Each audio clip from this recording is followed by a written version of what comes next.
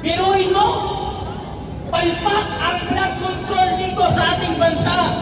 Binaha ang Luzon, ang mga buang na congressman na si Abante, ang iniimbestigahan niya ang Davao. Kung hindi ba naman kayo mga utak hipon, bakit sa Luzon ang may baha, sa Davao ang iniimbestigahan nyo? Bakit ko sinasabi na si Abante ay utak hipon? Dahil ang hipon, naghalo ang tayo pati utak na hindi niya kayang paghilain Kaya, ito ang payo ko kay Abante na appointed son ni Garcia, isa kang utak hipon.